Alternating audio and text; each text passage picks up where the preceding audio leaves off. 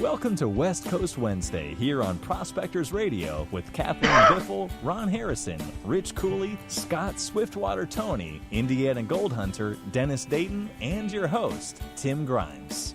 We hope you enjoy the show, and thanks again for listening. All right, everybody, welcome back to another West Coast Wednesday here on Prospector Radio. I'm your host, Tim Grimes, and joining me tonight, I got the whole crew here. First off, we got Miss Kathleen Biffle. How are you, Kathleen? Doing great. Doing great? Yes. You sound pretty chipper. Hump day. It's hump day. That's right. We're like over it now. It's like 2 more days.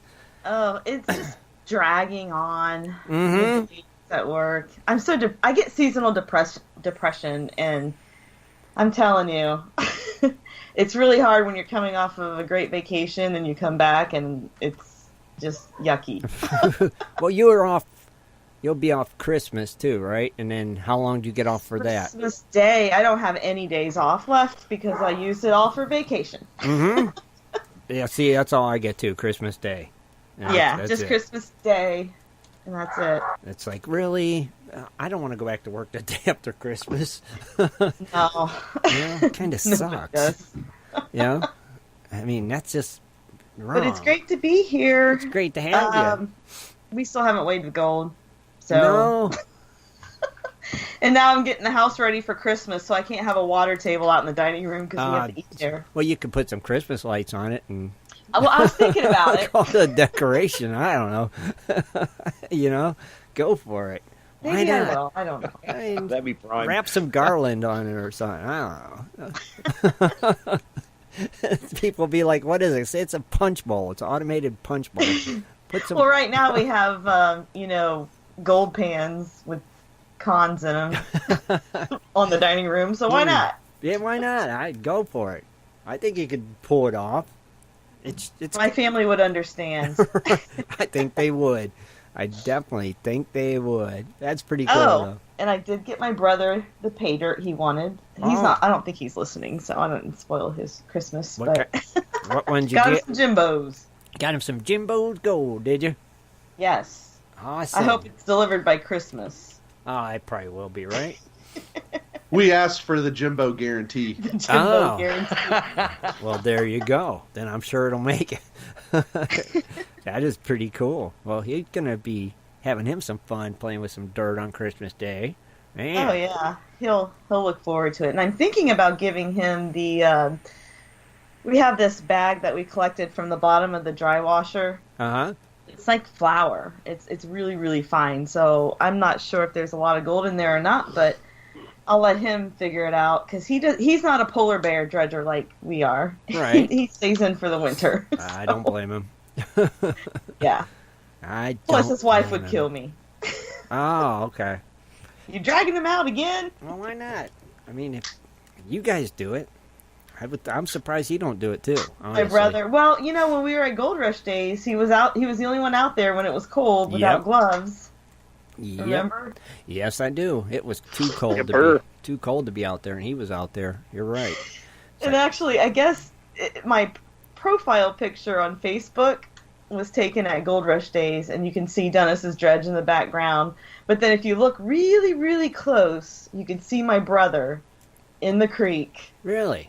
Yeah. I didn't even notice. John Miller pointed it out, and I thought that was kind of funny. I didn't even notice that. I've seen that before.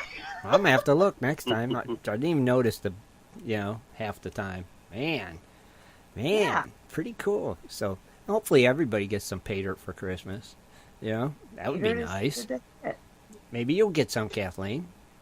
I don't know. Yeah. We don't buy each other Christmas presents till after Christmas. Right, I remember that from last time you told me. Yeah. So we'll see. I got me some pay dirt coming for Christmas. Do you? Oh, yeah. Nice. Everybody should get a bag. Dirt hog. I ordered me. I spoiled myself. I ordered from Darren. I got some dirt hog. Nice. Ordered it last week, so I don't know if it'll make it in time before we leave. It might. You could have just had it sent to me. I could have, but I didn't. So. I'd held on to it for you. The good thing, Dennis, that your UPS guy or whoever delivers it doesn't know what it is. Yeah. Yeah. To know that, this is gold. There's gold Yeah, in that. Yeah. So what'd you get, a 1 pounder, 2 pounder? I got the caribou claim. Yeah, the 2 pound. Caribou claim. Nice. Very cool. Nice. Man. Yeah. Well, hopefully you get it before Christmas. So, Kathleen. You know, if not, I can always come home and pan right, it. you'll have it when you get home. It don't matter, right? You'll have it when you get home. Right. That is good. Awesome. So, anything else happening, Kathleen? You got your news tonight, right?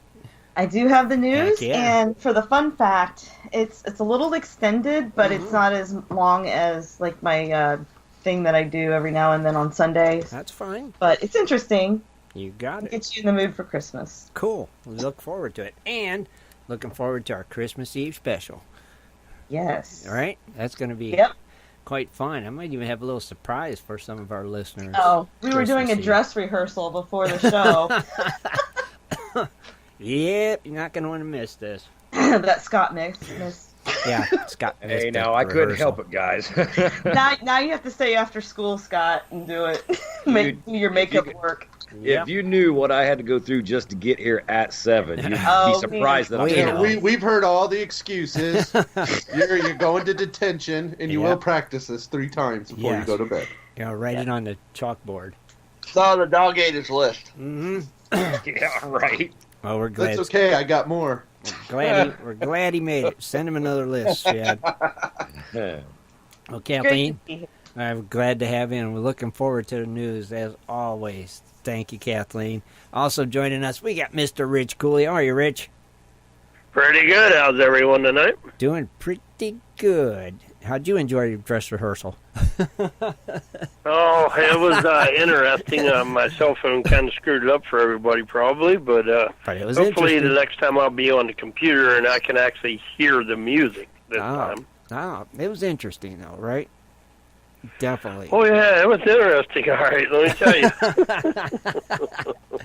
They have to tune in, though, right? That's the key. Yeah, you have to tune in, because it's going to be a good show. I guarantee you. It'll be a short show, but it'll be a good show. It'll be a very, it'll definitely be a short show, but it's going to be interesting, like Rich said. Oh, without a doubt. So what else is going on there, brother?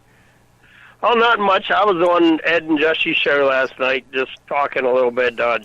Jocelyn Elizabeth was on there as a guest, and she's actually, I found out she was actually from my area. She doesn't live very far from me at all. Oh, that's cool. So I called in and asked about some historic questions, you know, like how to find stuff and how do you find the old houses and stuff. And she gave me some pretty good pointers, and so it was a pretty good show. And that's cool. I'm also working on my dredge, of course. Right. You know, I'm just about almost ready for the paint shop. So getting there, closer and closer. Yep. Soon. What color are you painting it?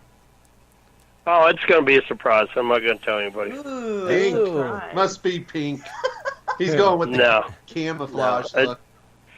I changed it so many times already, but I'm waiting for the right picture right now. I got a guy that's going to do some airbrushing for me, so that's all I can say. Yeah. Rich is going to have a sweet-looking dredge. Pretty cool. Custom. Man. Yep. It's going to be one of a kind. There's no doubt about that. Can't wait to see that. That's going to be neat. Now you have to get a flag for it. Now you got to put a flag on it. Yeah. Yeah, definitely. Yep. Pretty cool, Rich. Man. Yep. It'll look pretty good, I'm sure. Well, I'm sure it's going to look awesome. I'm really not sure if I don't want to take the crash box off if I don't have to. Right. But if I have to be able to do it, then that's what I'll have to do. But right. Other than that, I'm getting real close. So all I got to do is I got the riffle set attached to the back. All I got to do is put the clamps on the front of the riffle set to hold them in, and I got to put my clamps on to hold my punch plate down. And pretty much I'm done with that riffle set. Nice. And all I got to do is I can go ahead and send it to paint and get it done and wait for the other riffle set to come back and then adjust that to what I need, and I'll be ready to rock. Cool. No, we can't wait. Looking forward to seeing the pictures of this bad boy when it's done. You know? Yeah. It looks sweet. I bet it does. Yeah, thank you for being here tonight, Rich, as always, brother. All right, thanks for having me. Oh, our pleasure. Also joining us, we got our West Coast connection, Mr. Scott Swiftwater. Tony, how are you, Scott? Yay! He made it. I'm doing all right now that I got back here at the house. Like I said, it was a heck of a feat to get the shop closed down and to get back here to the house. I had to drop off some of the stuff to the shop, and then I had Dennis call me, and I told him, I was like, I got to hang up on you, buddy. And so I was in a hurry to get down here, and then, like I said, another accident on Chandler Boulevard, and that's the second one I come through the night, and I'm like, holy cow. You know, I hate to say this, but people in cell phones are really starting to drive me nuts. You know, you cannot text and drive at the same time. I don't care if you think you can. You know, it might not have happened yet, and it's going to happen to them sometime or not. Mm-hmm. Because, I mean, they're all over the road, and they're not looking at anything. When they turn their turn signal on, they don't use the mirror because they're looking at their phone. Is it still legal? Is it still legal in Arizona to text and drive? Yeah, it's frowned upon, but they haven't made it to where you're going to get a ticket yet, and that's what I want. Really? I want it to where you get nailed. You pay $400, just like if you're in the HOV lane by yourself. It is. It's legal to actually text and drive in Arizona. Well, like I said, we've never heard of a law that says that you can't do it. Wow. But it's one of the last states that you can still text and drive. Wow, I didn't think nobody allowed that. Yep. It's Arizona. Wow. Well, like I said, I seen on Facebook one time there was the cops was actually standing in the middle of the road, you know, like the guys that ask for change and stuff like that. And he was a cop, and if you were sitting there at the stoplight texting, they pulled you over and gave you a $400 ticket. And people's like, why is that a stoplight? It says, doesn't matter. The car was in gear, car was running, you were still in control of it. You just wasn't watching. Wow. And they nailed them. I mean, they nailed a lot of them. Well, that's why half the time when the light changes, they're still sitting there like morons. And it's like, really? The light has been green for 2 minutes. Go. Yeah, I'm so glad that I got the truck now. It's got a horn in it because now I don't have to yell out the window, move it! It is. It's just bad. I thought it was illegal everywhere. They need to make it illegal everywhere because it's dangerous. It is very dangerous. Not only to them, but to anybody else on the road, and that's the worst part. These guys are doing it in 5-lane highway. I'm like, dude, what is wrong with you? I know. It's like, you can't wait to send that text? Really? Someday, maybe they'll make cell phones that automatically delay your stuff when you get in the car. I've always said that. They've got that where you get, like the teenagers, if you get a car for a teenager, they got it where you get in. Your cell phone device or any computer device doesn't work inside the car. That's the way it should be. Completely disabled unless that car is in park, and then it could work. Other than that, it should be completely disabled. No calls, text. I hate to say this too, but people forgot back in the day where the phone was at the home. Yeah. So you know what? You weren't contacted then until you got home. Right. Don't be a fool now and try to do it, It just doesn't make sense. But people could drive better back then because they wasn't talking on phones. Well, everybody's developed FOMO. What's that, Kathleen? Fear of missing out. Oh, okay. Yeah. You know what? I'm gearing up for that. I'm with you on that. Yeah. Yep. Agreed. Yeah. It's just crazy. People can't drive no more, and it's all because of phones. Disabled. I ain't afraid of missing out on anything. Me neither. Well, that's like today. I almost got to the other shop today, and then I got, I heard my phone go off, and I don't answer my phone when I'm driving. I mean, I'm not going to do it. Well, it just kept ringing and ringing. I'm like, who the heck's Well, it was my boss. He goes, turn around, you forgot the macaroni and cheese. He says, you should have answered your phone. I'm like, dude, you already know I don't answer the phone in the van. Yeah. Right. No, hey, so it cost me a little bit, but you know what? At least I made it there alive. That's right. And other people did too. That's exactly smart thinking, Scott. I agree 100%. No phones. God darn. I want to thank you for being here, Scott. You got something for us tonight in the gold fields, or? You know what? I'm going to have to wing it again tonight, guys. Like I said, I've had a real busy week we've built this store from more or less, we gutted out a whole place, rebuilt it all back up. I don't know if you guys seen my Facebook Live video today. I took you actually through the store. But we did a lot of impressive things in it. It took a long time to get up, and then we did the soft opening today. Cool. And then I fly out tomorrow to go back east. So it's been really cramped. Busy guy. Yeah. Well, that's okay. I'll just talk really slow. Yeah, and we'll just have a group conversation with you. Well, I'm going to have that extended fun fact, right? So it works out. It will work out easy, won't it? We'll make it. Well, I was actually going to do a little thing, and I didn't get to do research because, like I said, I've been really, really busy. Mm-hmm. But I was going to look up the research of that, since I did the old gold miners and what they had to take, their provisions and what they ate. I thought it'd be pretty cool to find out what the old gold miners actually did for Christmas, or did they just continue on being same That day. would have been awesome. Scott, I'm gonna punch you. Oh, no. It must have- What? I totally told you that today on a text message. Hey, Kathleen. Did Mo. Yes. Kathleen. Oh, I don't remember that. Kathleen. What? Moly. Mo. Yep. But No, like I said, I'm gonna wing it tonight. Just if people's got some questions they want, I'd like really, guys, we'd like you to call in. It's not hard to pick up that phone. I mean, and you get to talk to all of us at one time. That way, if my answer is not good enough, I got 4 or 5 other people that they can pitch in and help. So, call in with some questions tonight. Throw us a curveball if you want. We don't care. We try it out. Yep. Heck yeah. Well, Scott, thank you for being here, brother. Thank you. Glad you made it safely. Yeah. All right. Last but not least, our little buddy, the Indiana Gold Hunter himself, Dennis, Sleeping Beauty Dayton. How are you tonight, Sleeping Beauty? Yeah, you winged that one. I could tell right at the last minute. Well, that was because of when we called you earlier. You were a Sleeping Beauty. We're going to be. I've kind of got that depression too. I'm going to be off the holidays for 11 days. Oh, rub it in. I'm going to Oklahoma where it's going to be nice and warm and probably do some prospecting. And I feel so bad for you. yeah, it's going to be terrible. Don't have to go back to work till the 2nd of January. And Do you think you should see a doctor for this, type of depression? I think I'm going to have to. Yeah, I don't know. You probably should. Yeah, you should. How you doing, buddy? I'm doing really good. I've just been working a boatload of overtime. There's, of course, some of the people at work are, 11 days isn't long enough for them, so they're taking extended vacations where they can have like 3 weeks off. Dang. So yeah, Man. been working a lot of overtime this week. Mm-hmm. And but I'm looking forward to the trip. Yeah, I bet you are. It's going to be fun for you. I just wanted to let everybody know, the ones that aren't going to be here for the Sunday night special, and, the ones that will be on the road traveling, Merry Christmas. Mm-hmm. If they don't tune in and listen, I just wanted to let everybody know Merry Christmas. So. Oh, that's awesome. Well, they need to tune in because there might be a little surprise in there, a little extra surprise in there, for that little Christmas Eve show.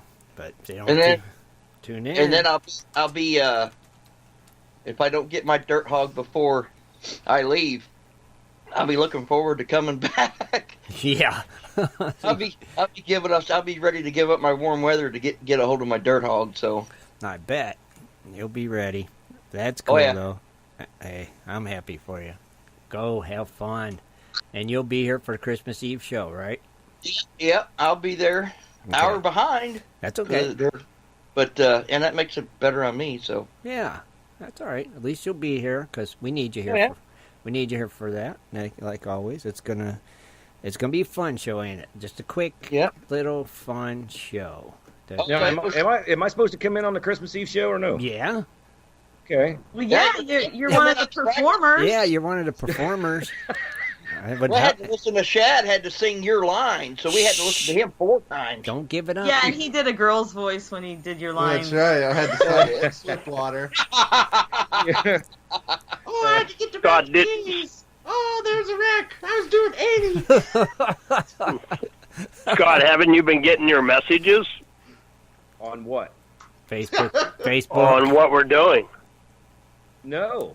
I mean, you guys got to remember, I don't have Facebook like that on my phone. The only time I'm on Facebook is when I'm on my computer. Okay, well, you need to sit down and read it then. Yeah. We'll connect after the show. Don't worry. Yep. Yeah. That'll work. Yeah. Yeah. That's what we need to do. Yeah. Yeah, definitely. Because, you need to be here, Scott. All right. It's important. Yeah. I got you. Yeah. And funny. And what? And funny. And funny. It's very funny. Funny. Hey, Dennis. Christmas is Monday, correct? Yeah. Yes. Right. Okay. So we need you Sunday night at 11:30 Eastern time. So what's that? Your time? 8:30? Well, I'll be in the 9:30. East. I'll be in Indiana. Oh, okay. So it'll be 11:30. Okay. Does that work? 11:30 at night. Yep. Wow. Yeah. Yeah. Cool. It's our Christmas Eve special, taking us right into Christmas is what it's going to do.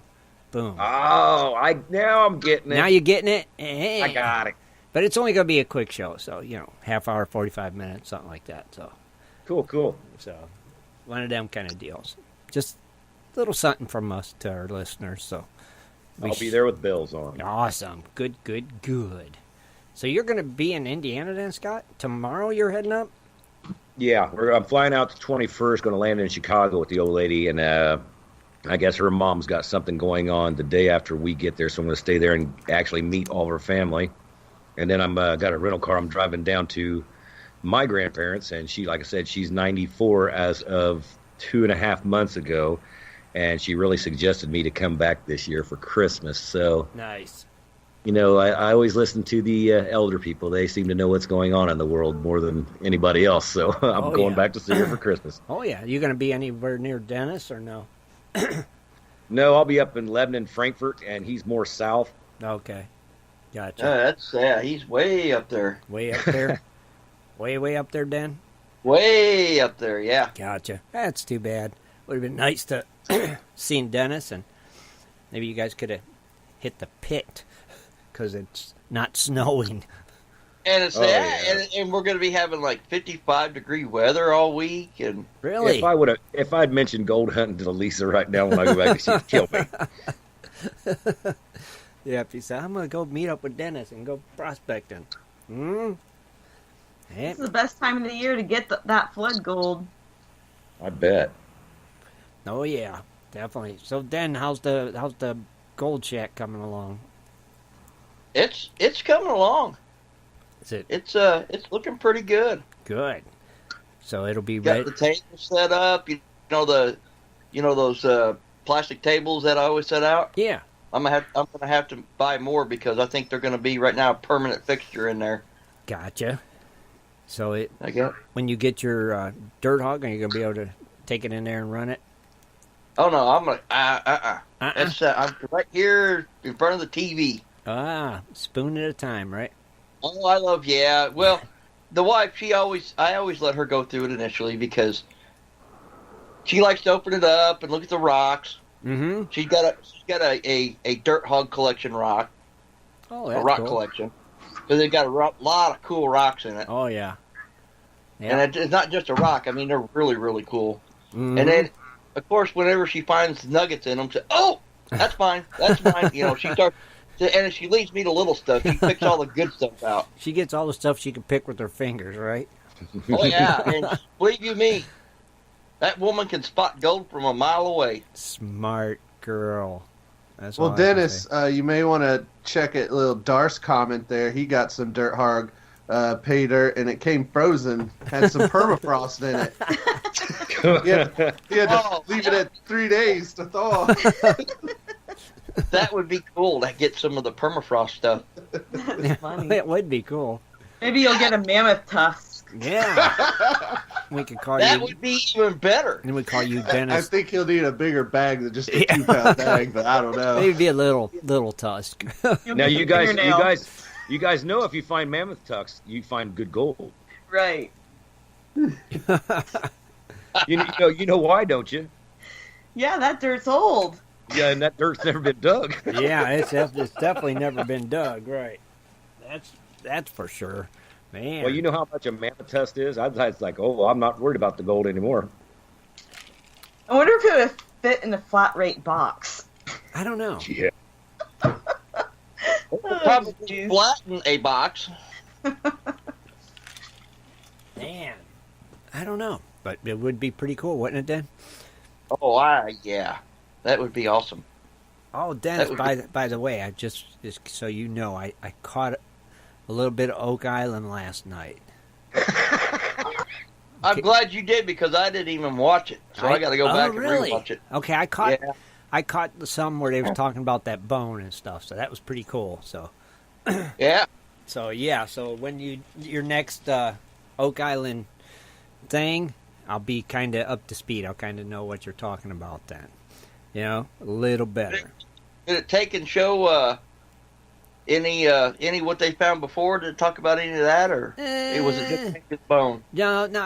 What I caught was like the last 10 minutes, and they were calling the doctor, and he was giving them the results on them bones. So, oh, cool. Yeah, so that was cool.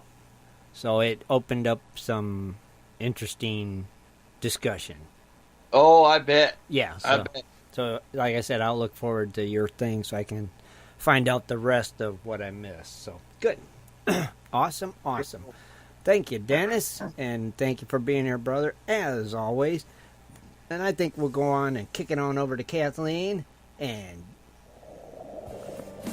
It is time for Dredging Up the News with Kathleen Biffle. Mining news from around the globe. Metal detecting, dredging, entertainment news, and fun facts as well.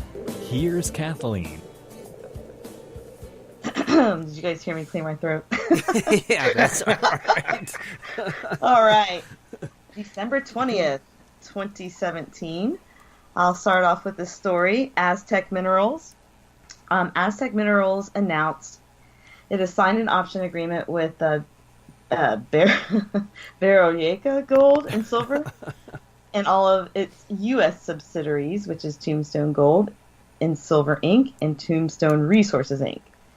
Well, the agreement is to acquire a 75% interest in a package of mineral properties that are located in that historic silver mining area, with the famous town Tombstone. Mm-hmm. So the properties include the historic contention mine and also the surrounding patented claims totaling 404 acres with an additional 24 acres of unpatented claims. So the Tombstone Mining District is located 65 miles southeast of Tucson, and that's in Arizona, of course. Mm-hmm.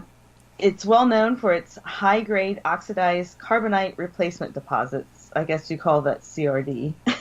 I don't know. Silver and gold lead mineralization hosted in veins, mantos, pipes, and disseminated ore bodies. Those are, I'm sure, terms I'll have to Google later. Yeah, Google it.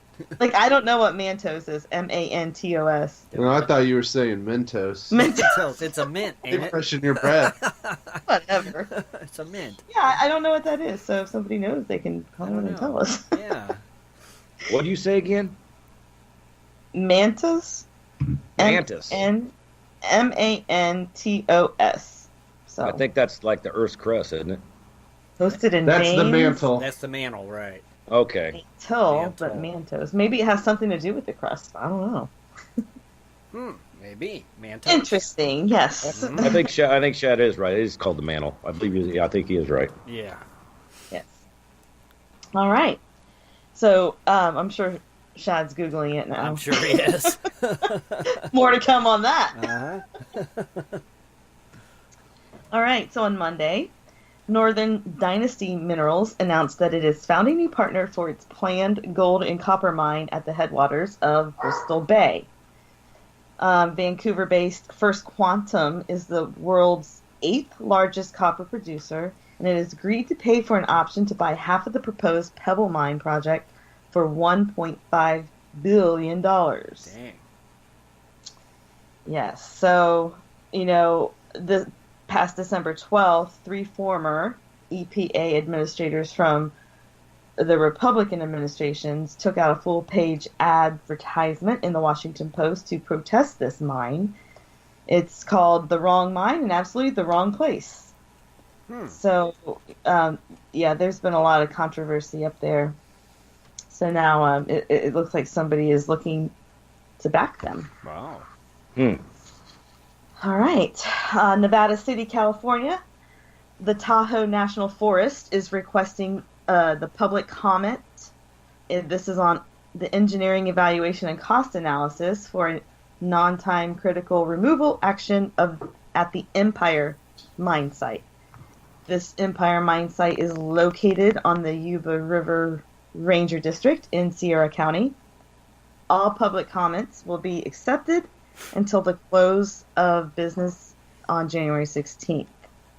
So I guess there's this mine, it was an established underground gold mine back in 1852. It's been mined off and on, all the way up to the present day. It has produced over $2 million in gold.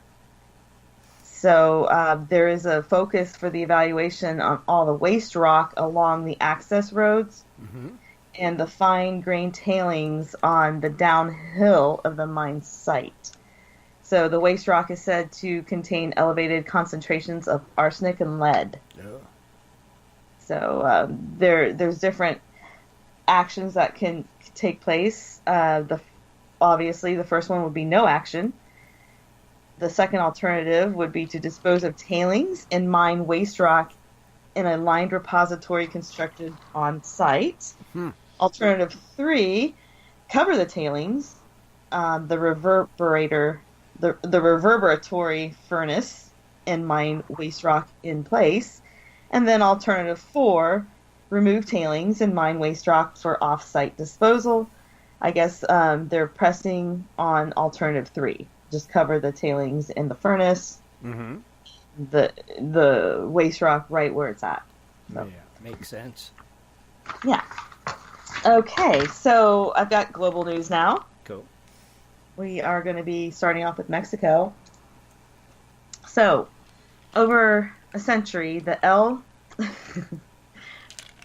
Penguico mine, this is in the state of Guanajuato, Mexico. Anyway, this mine's been deserted for over a century. Okay.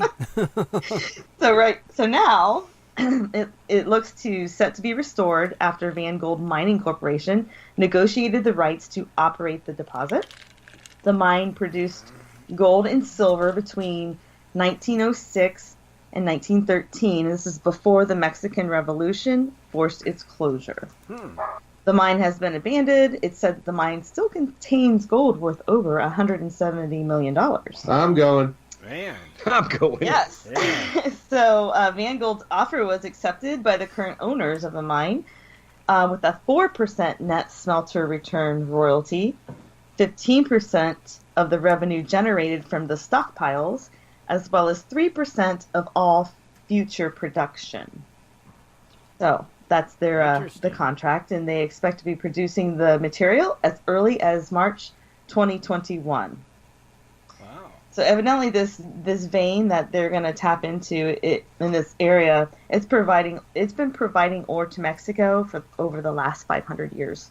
Yeah, that's very and interesting. It's still producing. Yeah. All right, so here's a story in Brazil, a little short one. Governor Amazonino Mendes granted environmental licenses to prospect gold along the Madeira River. I guess this comes after problems from illegal prospectors. They were setting public buildings on fire, and this was back in October. Wow. The governor states that nearly 6,000 people make their living from illegal prospecting, that these resources amount to millions of dollars in gold, and none of that money stays in the city for the people, and the pollution's out of control, and that it continues to destroy the river. So this is a chance for them to benefit from the mining, Right. as opposed to being against it. That's cool. All right. So I've got some entertainment news. I think it's entertainment news, but it falls somewhere along that. So in the spirit of giving, right, over the holidays, you're supposed to give the gift of gold to the people that you love the most. I guess nobody loves me. Me neither, Shad. Maybe they know you can find your own. Right? Yeah, maybe that's it. People are expecting gold from you. Oh, yeah, that could be it, too. Well, if you worked in a candy factory, to get a box of candy at Christmas is going to be kind of a slap in the face, Good point, Scott. Point taken. All right. Well, the story is in Portland, Oregon. I guess over the weekend, the Salvation Army announced that 2 1-ounce gold bars were found in 2 of their collection kettles. Oh. Yeah. So we'll just keep on giving here, and this is in the spirit of food. This was an interesting tidbit I came across. In Florida, this is Fort Lauderdale. At Dr. Patty's Dental Boutique and Spa, you can receive a golden facial to brighten your holiday season. Hey. Dr. Patty, she is a cosmetic dentist. She's offering golden facials, which includes a cleansing, an exfoliation, and also a golden mask. Isn't that when they pee on your face? It might be. Wait a minute, that's something else. But wait, there's more. There's more. The treatment is supposed to give your skin a glorious glow. And evidently there's real gold flakes in the facial mask. Really? And they say it's been used for hundreds of years, and it's known to increase circulation and improve your skin tone. How much does that cost? I didn't see the price. Oh, but you can Google Dr. Patty, Dr. Patty's Dental Boutique and Spa. Oh, wow. It's in Victoria Park, Fort Lauderdale, Florida. Dang. Hey, Florida people got it made. I can go get a fancy. Well, it gets better. I've got some more interesting little in the spirit of giving food facts. Evidently, an Argentinian steakhouse. This is in South Beach at the Delano Hotel. You can get a gold. I guess you can get gold in a dessert that you eat. Yeah. Right. It's called the Chocatorta dessert. Mm-hmm. This dish has a chocolate cookie, dulce de leche, and other goodies on it. But the best part is that they top it with blueberries covered in gold. Wow. Blueberries. So how do they get those blueberries to be dipped in gold? Well, they pour the dust in onto the blueberries, and they just mix it, and I guess the gold just automatically sticks to the skins. And then you eat And then you eat them. Who comes up with this stuff? I know, right? Right? That is weird. It's a metal. Let's eat some gold. Okay. We do have gold in our bodies. Yeah, that's right. I remember that. You're right. Yeah. I remember they were putting them in salt shakers, like the rich people were putting them in salt shakers so they could put it on their food. I'm like, what? Well, they put it in alcohol. You're right. Yep. Oh, yeah. There's Goldschlager? Yeah, Goldschlager. That's gold. I've seen one where it's a special pizza, and they sprinkle big shavings of gold. Oh, yeah, I did see that, yeah. too. Mm-hmm. Yeah, but but wait, there's more, guys. There's more. Let's hear it.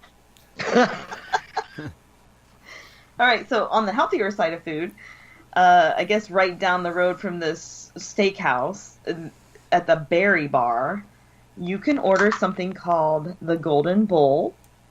It costs $101. I don't know why $101. That's kind of odd.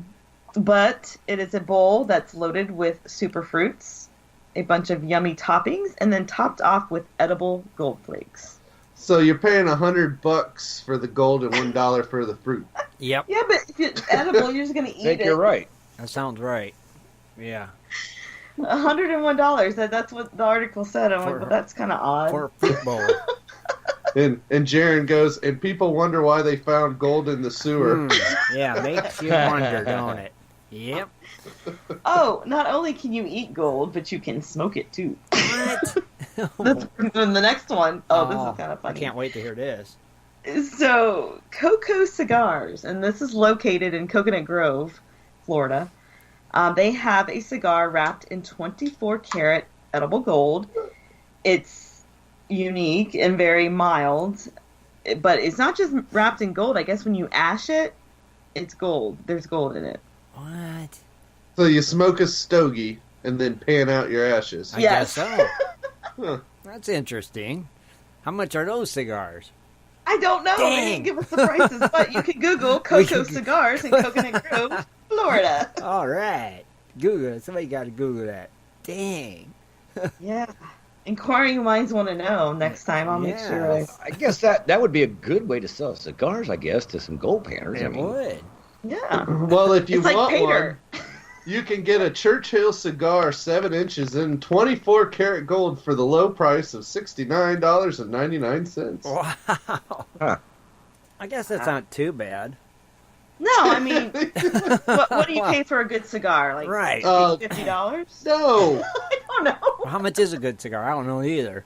you can get them for around $10-12 for a good one. For a good one? Yeah, Okay. crazy. But then wrap it in gold, add $60. Yeah. How much of the gold do you get back? I Didn't wonder. say. You know, it Didn't can't be say. much. I doubt it's a gram. I'm just going to put it out yeah, I there. doubt that. Yeah. If it was a gram, we'd be all on it. It'd be like Somebody smokable tell you I pay didn't dirt. start smoking cigars till they put gold in it. It's the Scott- bona fide gold rush right there. I almost want to get one just to say I I have know, one. right? Just to stand around smoking that gold You're cigar. not spending that kind of money on a cigar. While you're in the creek, Shad, you get that gold cigar hanging I'll out get of you your one mouth. too, though, dear. Maybe for your birthday, I'll get you one. That'd be cool if we all had them when we were just standing together. That'd be a cool photo opportunity. Yes, it would.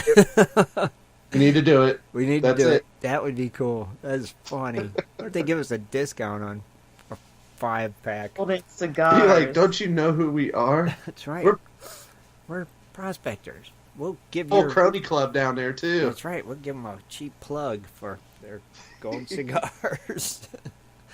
Man, would be cool though, Shad. Like the way you're thinking. Hey, Kathleen. And believe it or not, that was not the fun fact. No. What? No. But that was so much fun. It was a lot of fun, though, wasn't it? It was. So the fun fact that I have tonight is a little bit extended. I figure, what the heck? It's before the holidays, and I haven't ran my mouth in a while. That's fine. Right? Really? Yeah. So I thought it would be fun to do a little Christmas one with a gold mining theme. I ran across a really nice article in the Journal of Sierra Nevada's History and Biography. This article was written by Gary Noy. The publication is part of Sierra College's Center for Sierra Nevada Studies.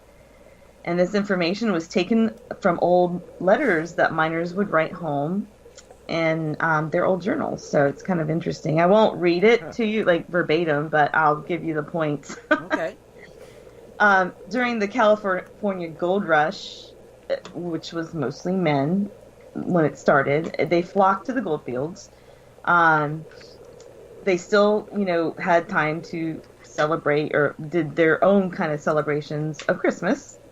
Of course, their main purpose was to find gold, and a lot of them did work through the holidays, but some of them actually did take the time off. In the early days of the gold rush, the single men, since it was saturated with single men, it wasn't really known, I guess, in these letters if they had a wife or family back home.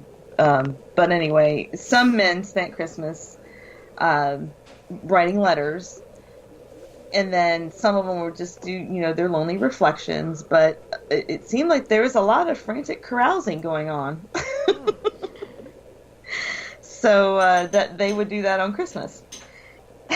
Interesting. Surprise! Yeah, I'm just now catching the series Deadwood too on was it Netflix? I don't know. Yeah, interesting. Oh, okay.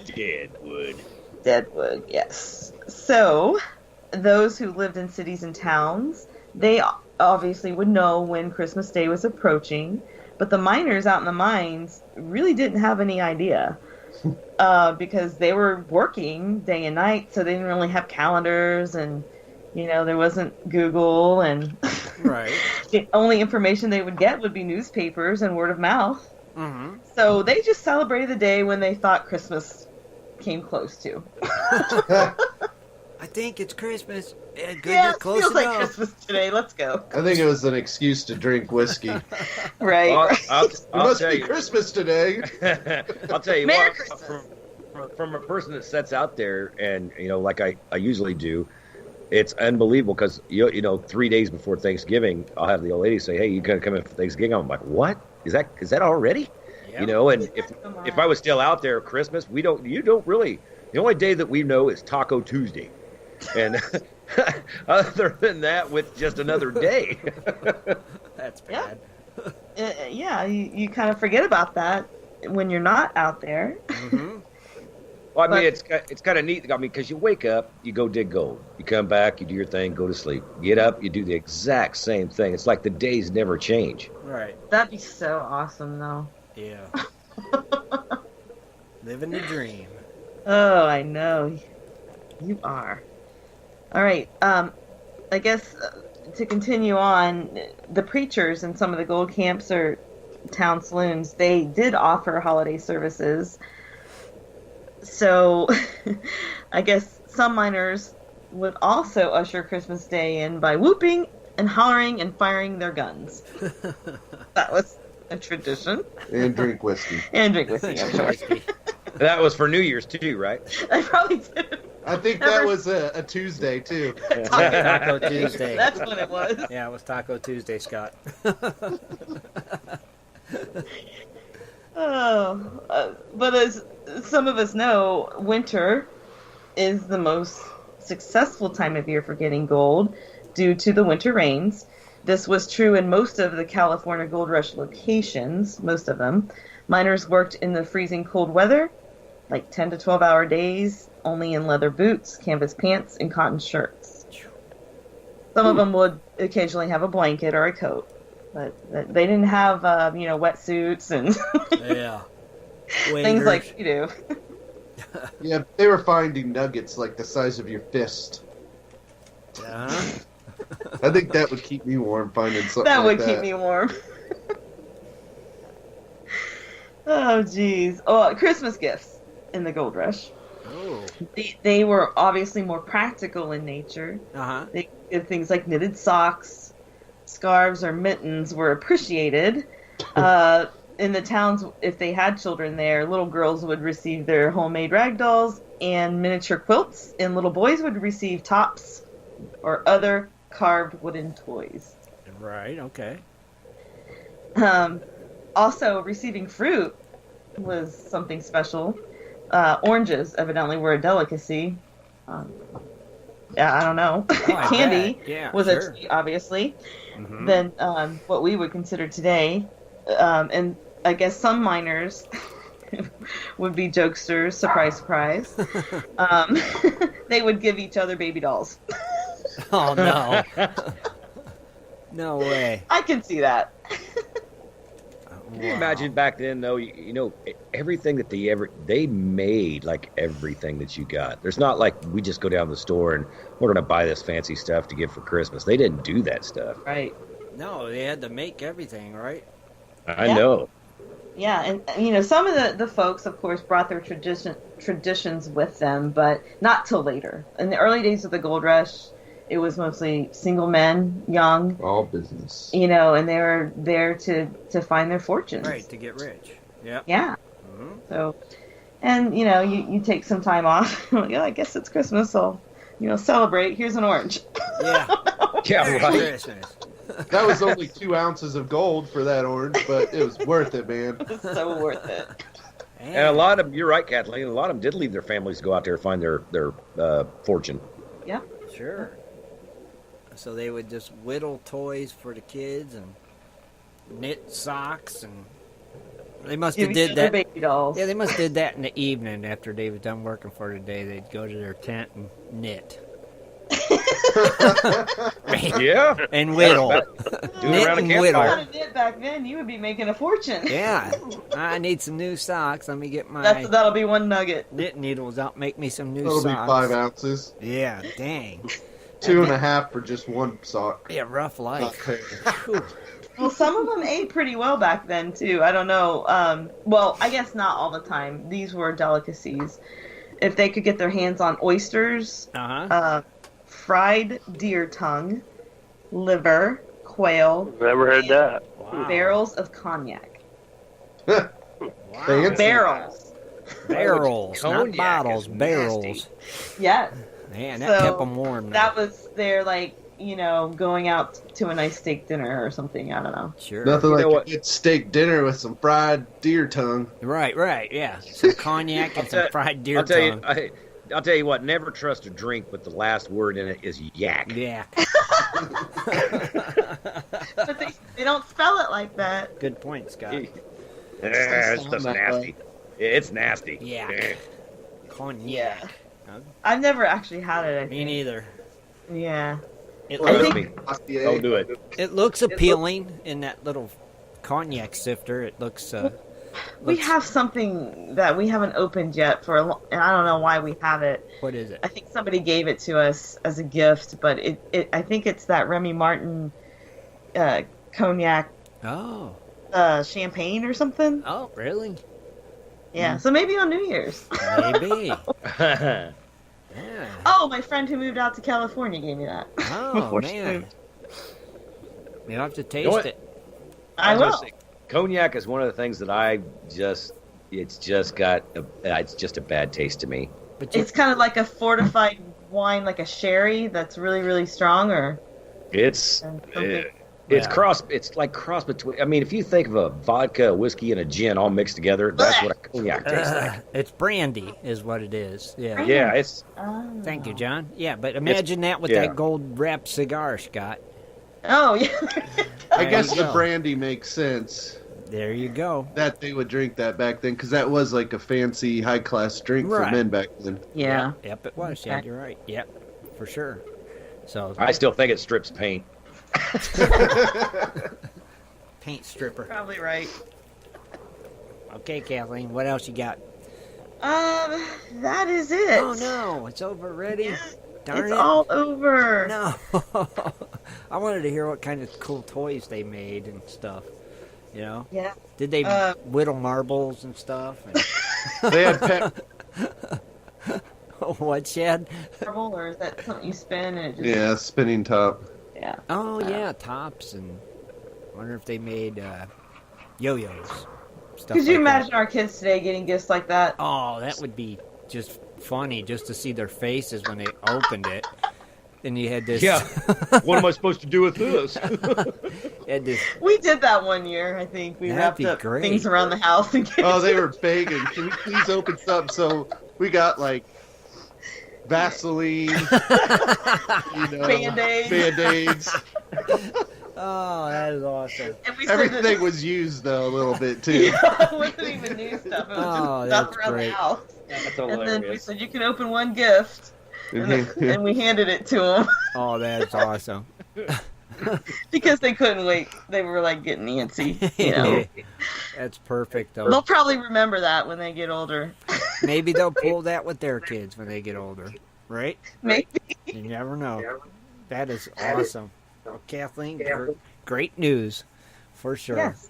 Enjoyed it as always. Man, the stuff. Now I still have my extended fun facts thing that I do on Sunday. Mm-hmm. Which Sunday should I do that then? Because we've got the Christmas Eve show this coming Sunday, Yeah. and We look at we my- have the Wednesday show Right.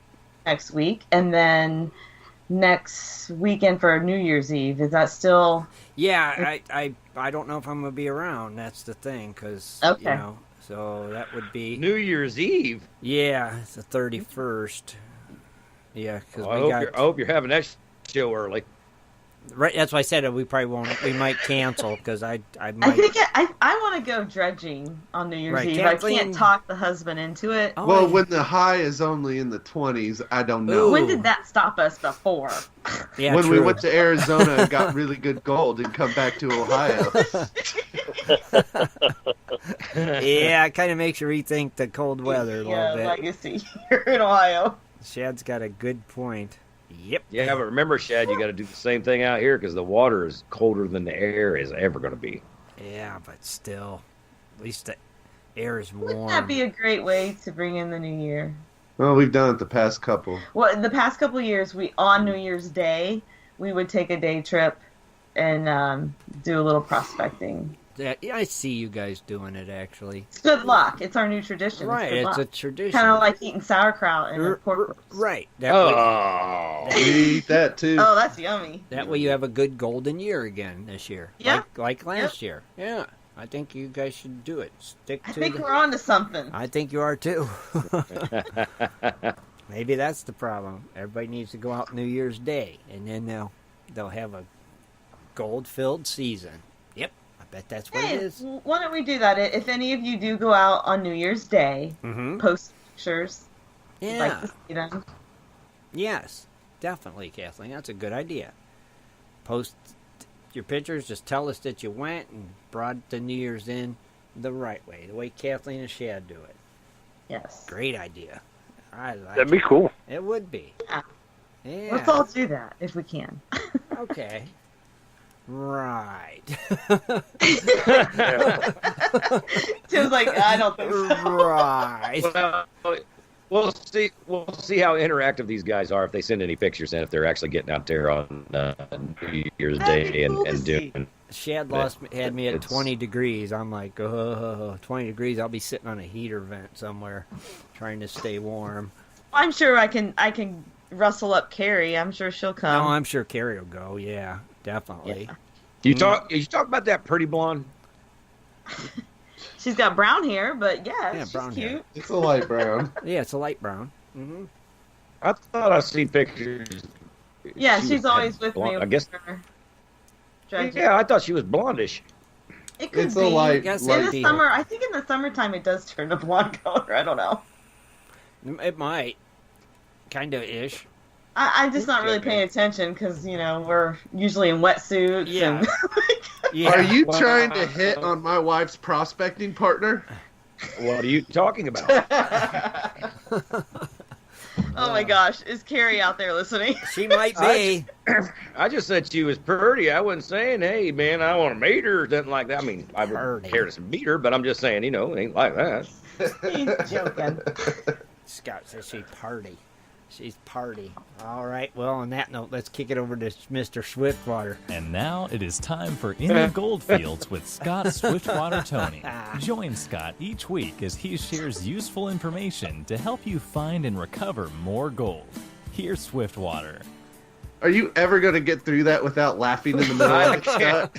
I can't help it. He I tried can't. to right there, and I looked at Lisa and I just started laughing. I was like, man, that's just funny. I love it. I think it's awesome that it makes you laugh every time. It tickles me. But all right, hey, you know what? Hello, everybody, and Merry Christmas. And that's how I'm going to run this. And I hope everybody's having a good time tonight. Like I said, I don't really have too much stuff going on tonight. I was going to talk. I actually asked Razor to call in. I got some questions for him because, it's cool to have.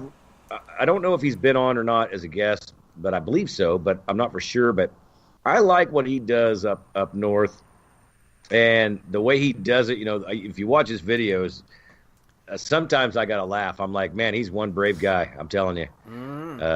Unless he's, unless that dredge is bigger than what it's bigger than what I think it is. He's bigger. It's like a barge. But, yeah, he actually rides that thing around, and I've got just like Razor right now. If you want to call in, man, because I want to get with you. You're one of the guys I've got a lot of questions for, and I've always been like really intrigued by what he does. Mm-hmm. I mean, he shows you digging gold, but in my opinion, my questions. I want to know how he finds it. Does he look for a lot of black sands on the beach, or does he know where to go? Does he know how the tides lay stuff up certain places? Where does he go up there to find the gold that he finds? Right. And, I mean, he finds a lot of fine gold. I mean, it is fine gold.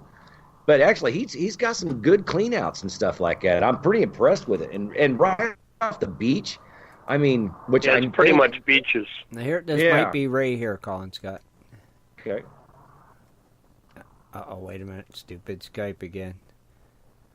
Ray, can you hear us? All right, I'm going to have to do something. Keep talking, Scott.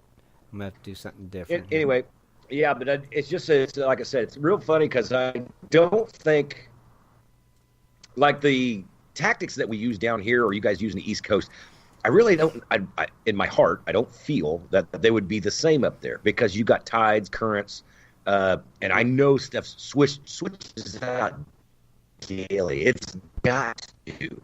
Mm-hmm. I mean, can the gold be there one day and the next, you get that's intriguing. That's intriguing. And I'd like to find out because I know he knows. But he says it messed up. Just a minute.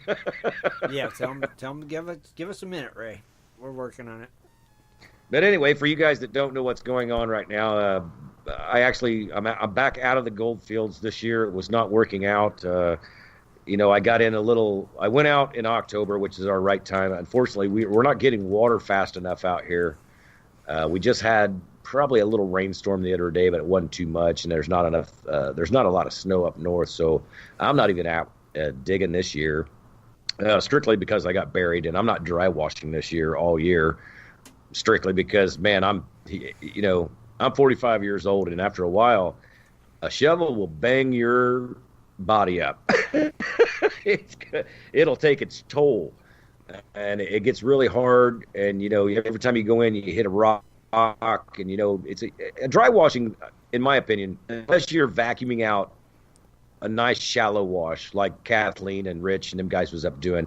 Unless you're doing something like that, it's really hard because, like I said, you could start into an inside bin on a horseshoe bench in a creek, and you'll dig down at least 6 feet, and I mean at least, and that's no guarantees that you're going to find bedrock. All right, I think we got Ray now. Ray, you there?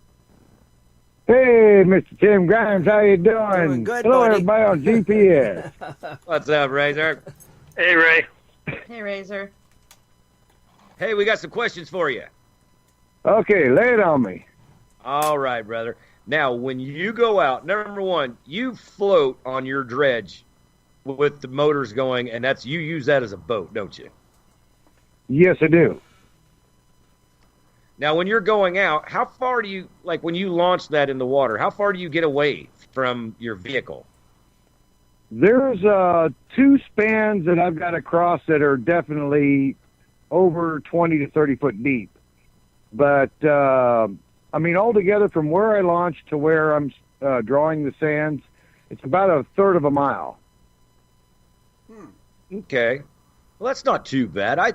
Because I seen you out on, like I said, I've seen your videos and stuff. I've seen you out on some big waters before and looking over and seeing the banks and stuff like that. Now, how do you decide where you're going to go with that dredge? I mean, because I know, if a storm comes in, like I was talking earlier, maybe the gold was there one day, a storm comes in, and maybe it's not there the next.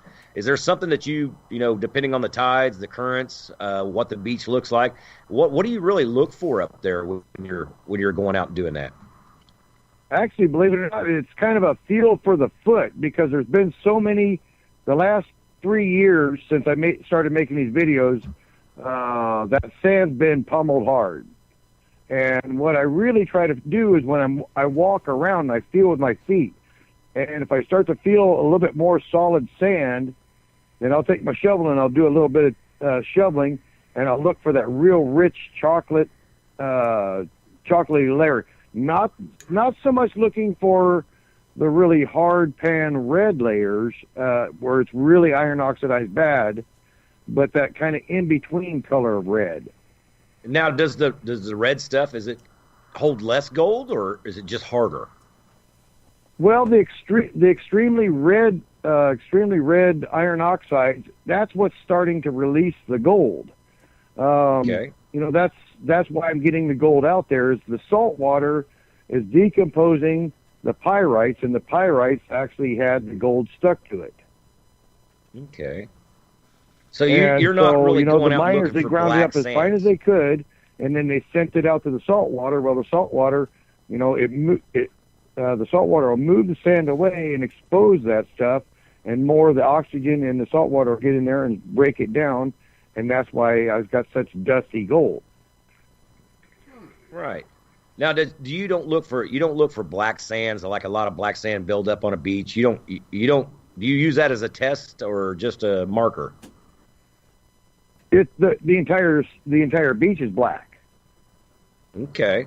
The entire beach is black sand. What I look for is actually areas that'll line out, and you'll see the different changing zones. as it goes through, from the red to the black to the red to the black, or red to the brown. Majority of the sand, when you look at it, it's actually brown when you dig into it. Okay. See, that's interesting because I think you're the only one that right now I can mentally think of that actually digs in salt water. Now, do you see? Now you've dug in fresh water, correct? Yeah. And is there a difference? Go ahead. Is there a difference between them? I mean, does the water buoyancy, because salt water usually makes things lighter and such like that. Does that make a difference, the fresh water between the salt water? I would probably say yes. I'd probably say yes. That's why it's so hard for us to capture the gold. That's why I'm constantly still tinkering with the gold automatic and the changing the exchange zones out on it, because the salt water seems to be almost kind of heavier than the fresh water, and it don't want to let the gold actually fall away from the sand. Okay. Yeah, So it's Hey, kind of Ray. a sure. I mean, That's almost interesting. everybody out here really struggles with trying to get a good capture rate out the end of a big sluice. Go ahead, Rich. Hey, got a question for you, Ray. You're, no, I can't think of the name of the word. Not polarity. The carats of the gold. What is it called? Purity. Purity. The purity of your gold up there, is it a lot less? Or is it just because of the salt water makes it act weird like that? No, it is actually a lot less. It is actually a lot less. Okay. Almost everybody that I've heard tested around here is between probably 68 and 74% pure. I figured that. And that's why it's so difficult to try to do what we're doing. Right, because it it's kind acts of, what totally we actually have, different in a especially on pan. that beach, is galena. There's a lot of lead sulfides and galenas in that too. That's another reason why it makes it so much harder to pan. Hmm. Because that's Yeah, a natural I've thing in the noticed rock that. around here. Hmm.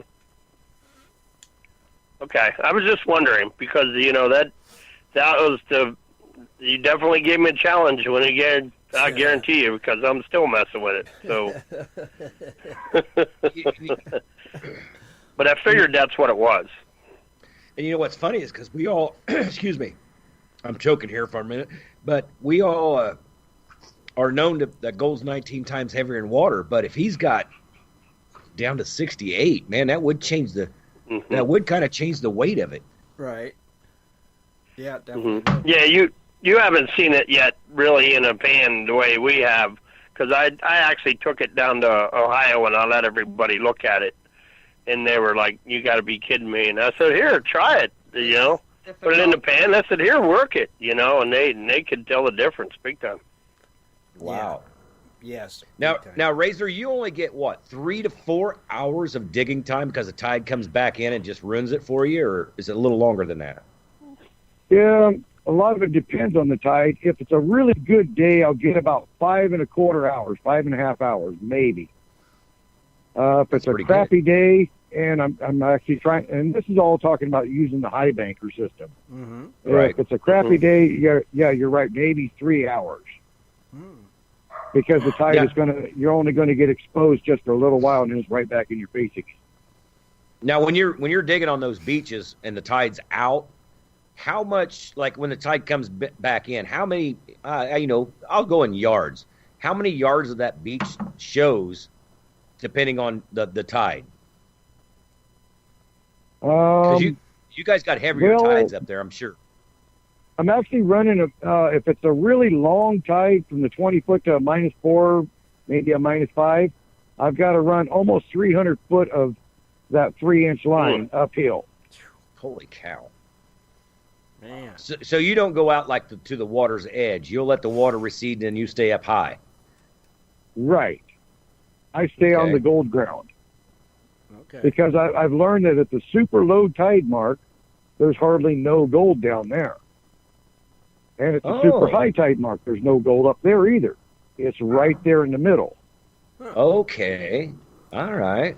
See, I always wondered, like, if you worked the water, if you went out. It's a big curling edge, and the salt water's constantly shifting and moving that big curling edge of that sand. Okay. Interesting.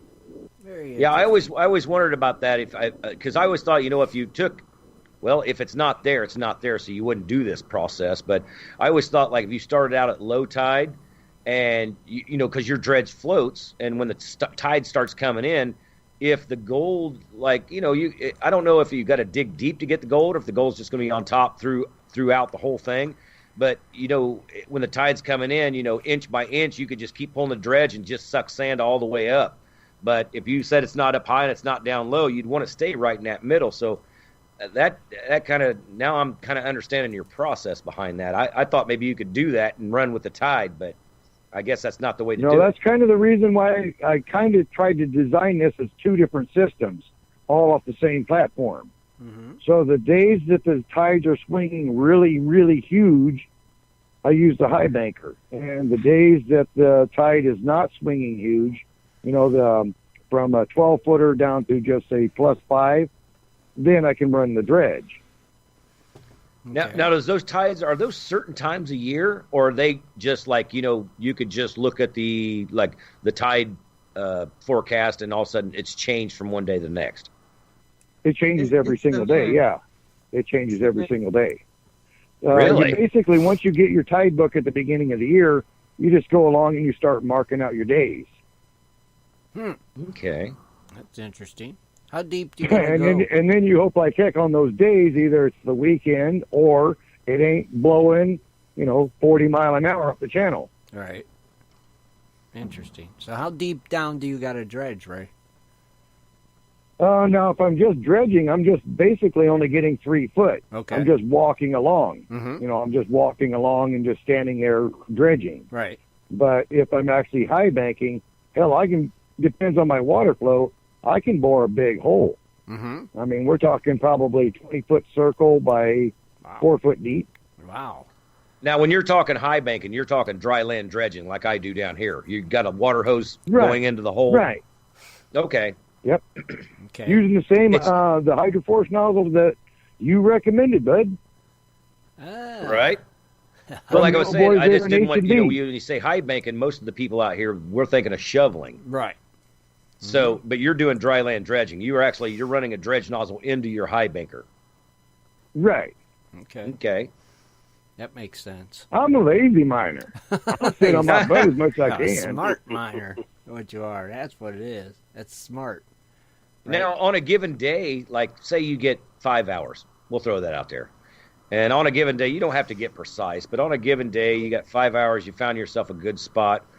What do you think, give and take, you're going to pull out of that one spot in a given day in 5 hours? Say 3 foot deep. If I was to say an average, it'd probably be 7 grams.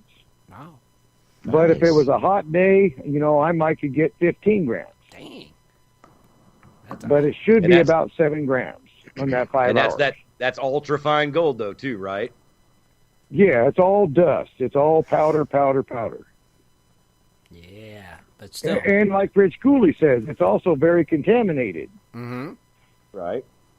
Oh, yeah, I still put it in the pan right now, and I'll put regular, bottled water in it, and I'll start to pan it, and gold will float automatically. You'll see the powder and everything come right to the top. You'll have real fine powder floating right up on top, and then you got to get your jet dry and put it in. And then it only stops it for a little while. And then maybe half hour later, it'll come right back up again. Wow, it's that fine, huh, Rich? Yeah. Yeah, I got to use it. I got to use it. The best way I've found is hot water, using hot water and a ton of jet dry. Yeah. A ton of jet dry. Lots of jet dryer, huh, Ray? Oh, yeah. I'll actually get it down to where there's hardly no water, and I'll wash the gold in the jet dry and then pan real quick. Oh, okay. Yeah. Kind of a good idea. That's about right. Wow. Dang. Razor, I got a question for you. With running in the ocean with the salt water, that's obviously got to make you have to do a lot of extra maintenance on your dredge or high banker, especially that pump. I mean, do you see where it breaks down your gear a lot quicker? Good question. Yes, it does. And I try my darndest. Every time I pull out, I try my darndest to just hose it off as best I can with fresh water. You know, when I'm actually cleaning my sluice out or I'm cleaning out my dredge, when I'm all done with that, then I just hose that engine down. No, I don't care. I just get it soaking wet with just fresh water out of my garden hose. And then if I can fire the engine up real quick and then spray it down with that, with some kind of a aerosol oil. Otherwise, even still, it's decomposing fast. That 13 Honda 390 is almost done. Yeah, it's almost done already. Now, up there, since you guys work around a lot of salt water, I don't know, I haven't really looked this up, but it's just a question that come to my head. Is there such thing as a freshwater pump and a saltwater pump? Do they have that yet? No, not as far as I know. Okay. Basically all the pumps you're still dealing with, manufacturers like Proline or Keen, somebody or Dulke. Those are the people that actually produce the pumps, and then you just marry them to an engine. Right. And those aluminum pumps, you really got to keep them clean. The other thing I've kind of been learning too, after I get done flushing it, I dump just a little tiny bit of antifreeze, just regular antifreeze in there, and try to turn that engine over with just the pull cord, so that aluminum gets coated with that antifreeze a little bit. That helps stop the saltwater corrosion. Sure. And remember, for you folks out there, don't do it with oil. Well, I would think antifreeze would even coat your matting and stuff. But I guess if you use it... Yeah. You got to put something in there, otherwise it's just going to freeze up and lock up. Like the other day, when I took it out the other day, it was the pump itself was saltwater locked. I didn't actually put that one up on YouTube, but I had it up on Facebook. I couldn't go out because the actual pump itself was saltwater locked.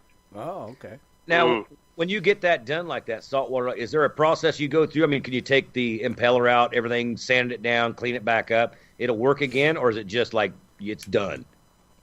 No, what I did was I actually went down to the local hardware store, and it's kind of a really diluted acid solution called Salt Away. And you put it in there, and I just sit there and rock the engine. I grabbed the main shaft with a pair of vice grips and rocked the engine back and forth right there between the engine and the impeller, and rocked it until it started breaking loose, and then slowly but surely started spinning it, and then dumped some more antifreeze in it, and now it's nice and smooth. Okay. Interesting. Because that salt away is a mild acid, and it starts breaking away that electrolysis corrosion that happens on that aluminum. Right.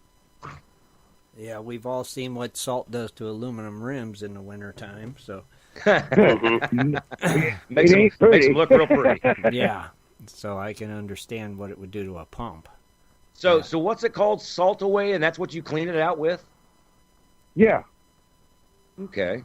Now, see, I've never heard of that, so I don't know if I don't think we probably have it down in here. Probably not. Yeah, I've never seen it. It's not to go ahead. Go ahead, Tim. Sorry. No, I just said I've never seen it here neither. It's just totally elusive to me. But you know what? You saltwater. Does your pumps? I know your pumps are pumping the salt water, but does your engines take a beating? That's a good question too. Oh yeah, the muffler's almost gone. The muffler's gone, and I've already ruined 2 sets of the return springs on the pull cord. Wow. And that's just from the salt water. Yeah. Man, that's brutal. Yeah, there's a lot of maintenance, and eventual death. You buy that engine, you know it's going to die. As soon as you put that son of a bitch down on the water, it's a goner. Oh man. Wow. Yeah, it's just a matter of time, right? Before the salt takes it over. Yep. Wow. Now, Ray, you don't dive at all, do you? You don't do anything underwater. No, I got a problem. Every time I put a wetsuit on, the damn thing hits my Adam's apple, I start gagging. Okay. Now, is there a lot of people that do dive up where you're at? No, there's actually only one guy, and he's older than me, and he don't like me whatsoever. He's madder than a hornet at me because I post them videos. Oh, okay, gotcha. He's actually got the biggest dredge here in town too. Ah, He's got a full on 6-inch, 18 horsepower. man, nice. Jeez. And boy, he can bore a big old hole. He'll go out there and dive, and he'll bore a hole that's probably, I don't know, 40 foot in diameter, 10 to 12 foot deep. Jeez, that's a hole, all right. Man. I was going to say, I've got a 6-inch with 2 motors on it, but I don't know if it's that big. Man, Ray needs that down there, Scott. I haven't talked to Ray because he's intrigued me. I'd really like to come up there. If I go bigger, I've got to build a different set of floats or get a different boat trailer or something. Right. Because right now I'm at maximum size right now. Mm-hmm. But you're considering going bigger? I'm considering going bigger, yeah. Yeah. Now, Ray, being up there, it's a little harder to get the stuff that you need. Am I right? Or is there just like a lot of miners around that help each other or that kind of thing? Hoses are extremely expensive, and hoses are a pain in the butt to get because of the shipping. Right. Like that 6-inch hose or 5-inch hose or 4-inch hose or 3-inch hose. Heck, I've bought every size of hose there is, both the lay flat and the rigid, and it's expensive. Wow. I think that 4-inch hose, last time I bought the 4-inch hose, was $748 a foot. Okay. Of that 4-inch rigid. Mm-hmm.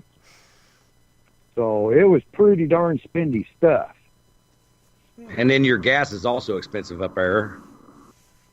Yeah, we're at $3.51 a gallon right now. Holy moly! Yeah, that's crazy. And I was grabbing about $2.25. Oh, I seen it for $2.05 yesterday. Ooh, that's even better. Yeah, yeah, that's a great price. Now, Ray, somebody asked in the chat room, what about using a zinc bar? They said the Navy uses them on their ships. Yeah, I actually had to add one of those.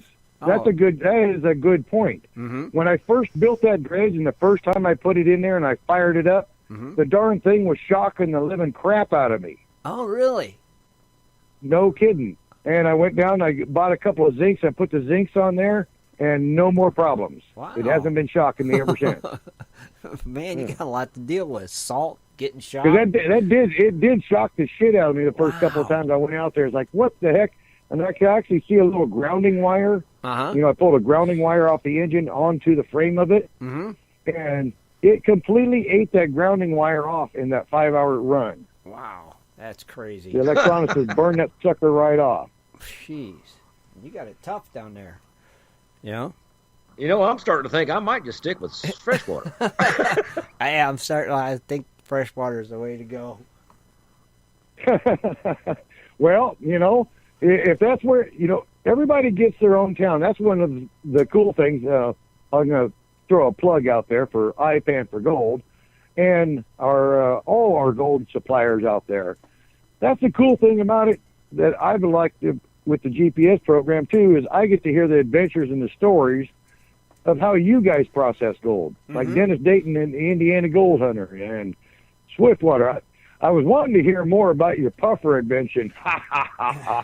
Yeah, that went to... But that, we might have to hold that for another day, but I didn't quite hear enough of the puffer. I watched that video a couple times, and it's like, yeah, come on. All you need is a bigger Popeye arm to crank that sucker a little faster. You know what? Really, Use the motor. Believe it or not, Ray, it was not about puffing it. I didn't mind I mean, I could sit down and run 20 buckets and not no problem. I'm a little guy. I got little arms, but they're strong. But I just, like I said, when I did the test in my tailings, I'm like, no, and no. It was way too much. I mean, I could see like 15 to 20 colors in my tailings. It's not going to help me. Right. I mean, if you add that up by 5 months, holy moly, that's a lot. It doesn't always pay to go back to the old ways miners did it back in the old days. Just because that's the way they did it in the old days don't mean that's the right way to do it today. Right. You're exactly right. Well, hey, Razor, man, thanks for calling in. Man, like I said, I had those questions. I thought, other people probably want to know those same questions as well. And as always, you did a great job answering them. All right, guys. Well, everybody have a very Merry Christmas, and God bless y'all. Hey, I guess You one too, more Razor. quick Yeah, one Merry thing. Christmas. Since Hey, Merry Christmas, since Razor. Kathleen Biffle, hey, I got one more thing. Yeah, go ahead. Since Kathleen brought it up, Christmas is the time of gold, right? Yep. And as far as I know, there's only two people that's the main folks on the GPS program I haven't actually sent any gold to, or at least a little bit of dirt to pan. And that'd be either Swiftwater or the Biffles. Right. Oh. Hey, Tim. Yes. Tim. Yes. You got a quarter in your pocket? Darn it. Wait a minute. I do A have... penny? Wait, I got a silver dollar right here. Right there? Right Okay, here. you call which one, who gets what? Actually, have the Swiftwater and the Biffles call it out. I'm going to flip it in the air right now. All right. Yep. Call it, I'm Kathleen. catching it and flipping it on my hand. It's heads. I That take was a picture. rigged. You want best 2 out of 3? Hey, Razor, I'll tell you what. You go ahead and send that to Kathleen. I'm going to call you later on for something. I got a little plans for you, and I mean, you do a good job and stuff like that. You go ahead and you send that to Kathleen for Christmas. Put Merry Christmas on that. Awesome, Scott. And then I'll get with you later on, and we'll talk about some other things we got going on later on in the future on the show.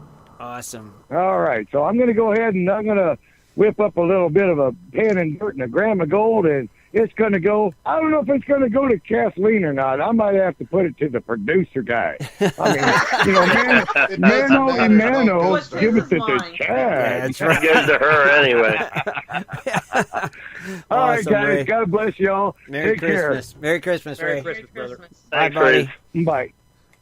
That was cool, Scott. Yeah, you know Awesome. what? There's been, like I said, I've talked to Razor on the phone a couple of times and stuff.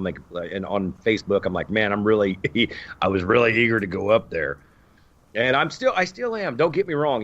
If I could take one good 6 or 3 or 4 month period, go up there and blow out a $600 pump and getting 7 grams a day, yes, I'll do it. Yeah, definitely. I will blow that pump up. That thing will have holes in it by the time I come back. Well, heck yeah. Awesome. Well, But great. it's the awesomeness information. Like I said, nobody like us that we listen to, we're all down here in the lower 48. We don't get a chance to do that stuff and the way he does it. And like I said, to float out on a dredge when you're floating, I mean, I've seen him cross some big waters and looking over the bank, and I'm like, wow, he's like, they're calm days, but man, up there in Alaska, things can change in a heartbeat. I mean, in a heartbeat. Oh, yeah. Can you imagine like 3-foot waves and you're riding a dredge? Nope. Yeah, right. So Nope. I mean, it's always interesting, and to see where he's digging at and see how he actually, lays it out and what he wants to find. And which I thought he looked at black sands, and like he said, they're all black, but he likes that chocolate ground and not the red because the red's just giving it up and the chocolate has it. So that's cool information is to cool. anybody that's ever eager to go up there. Yep, it's definitely good information. I want to thank you, Scott, for that little awesome segment tonight. Pretty cool idea. So, on that note, I think we'll go ahead and wrap it up. It's getting late, and don't forget, everybody, tune in Sunday night at 11:30 Eastern Standard Time for our special Christmas show. So, Yep. And thanks again, Razor. Yep. Thanks, Ray. Thanks, Kathleen, Scott, Dennis, Rich, for being here, and thanks everybody for listening.